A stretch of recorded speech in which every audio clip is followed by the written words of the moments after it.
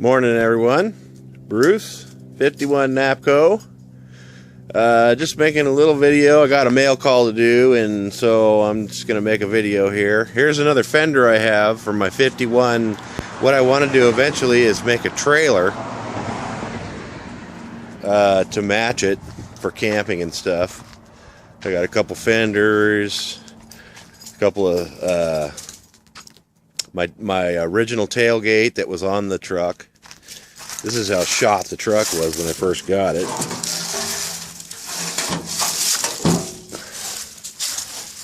And that's the color that it was. If you guys have seen my first 10 years video, that's the tailgate that was on it. So I got two bedsides, this tailgate, I need a front. And then over here, this is actually a frame off of a 1987 Suburban. And this rear end is out of a 46 3/4 ton. It's an HO72 rear end, just like the 51. And I was going to put this, or I'm planning on putting this underneath the trailer if I get it made. And also, here's an old steam cleaner I have that I want to redo so I can have a steam cleaner, make a steam cleaner out of it. It worked when I got it, but it was shot. And since then, it's fallen apart. And then I got a bunch of this 1.5 inch, pretty good size square tubing to make the frame for the trailer out of. Those are the brake drums for the rear end that I just showed you. And then this is my other NAPCO front end. And you can see here the Selectro hubs. Those are the same that are on my 51. And let me come around the other side here. Kind of hard to see everything. But as you can see, it's a driver's side differential, front differential. And this one's actually wider than my the one on my Advanced Design Chevy pickup, because this one is for a Task Force series, which is a 55 to 59 series truck. However, this one, because it's a driver's side front differential, is only for a 1955 second series Task Force pickup. It's the only time that they use these.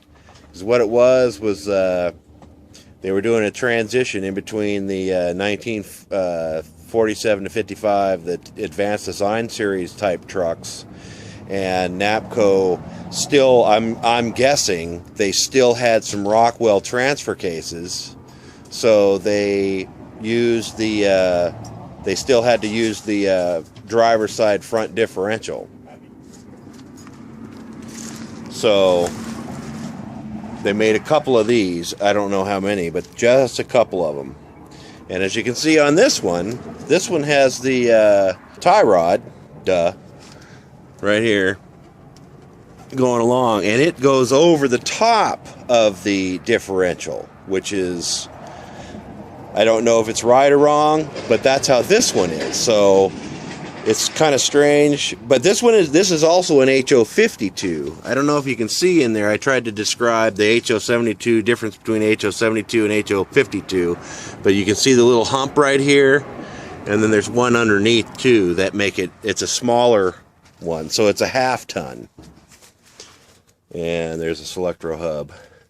So anyway, yeah, 1955 was the only year that they did this. And so in order to make this a correct truck, the front end, oh, and I have the transfer case over here. That is a Rockwell transfer case. And as you can see, it's a NAPCO.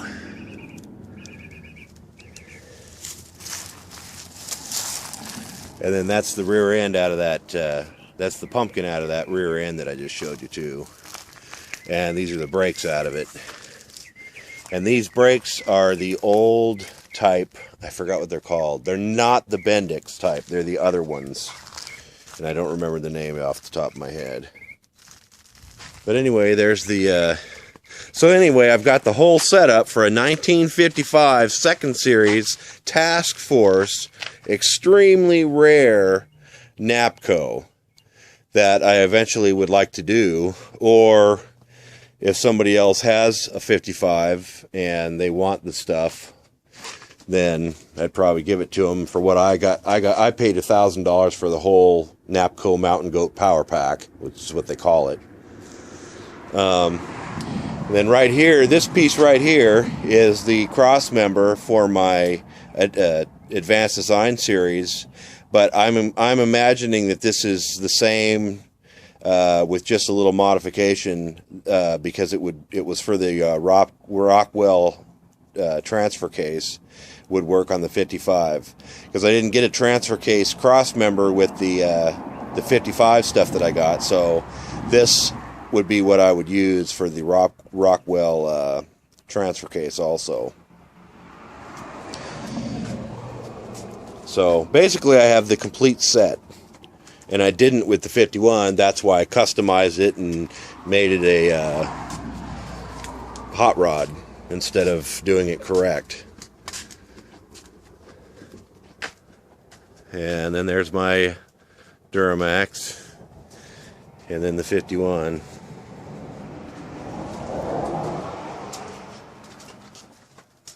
So anyway, let me turn this around and I'll get the mail call going. Okay, now for the mail call. Let me tilt this a little. There, that's a little better. Okay, anyway, this mail call comes all the way from Michigan, and you all know him, and he's got an extremely infectious personality, and I'm sure that if we lived next to each other, we'd be good buddies. So he's my good buddy on Facebook, or not Facebook, or Facebook too, because we're also buddies on Facebook. But anyway, all the way from Michigan, it is Gary, Mr. Mach 1, 2004. Thanks, Gary, for sending me out the sticker, and I will stick it on my dryer of fame, and I've got a whole washer to fill up, too, so I'm looking forward to getting more stickers. I feel bad about asking for stickers at this point, because I don't have mine made up yet, so... I'm saving everybody's letters that I get that have stickers in them, and as soon as I get mine made up, I'll send them out. Mrs. 51 NAPCO even mentioned it yesterday that I need to get my stickers made up, so I might be able to get her to help me with it. Anyway. Okay, there's my dryer of fame so far. It's looking pretty cool, guys. Anyway, like I said, as soon as I get my sticker made up, I'll send one out to all you guys. That's my mail call for today. And as you see, the truck is back in the garage. And let me see here. Back on the rims. I'm still waiting on the DMV to send me my stickers. So I basically took it back apart, or took the tires back off and stuck it back in the garage. So I'm just in holding mode right now, probably for another couple of weeks, and hopefully it'll be not too long, and I'll be able to get this thing on the road and maybe drive to a couple of local shows or something. Anyway, that's it for today. Until the next update.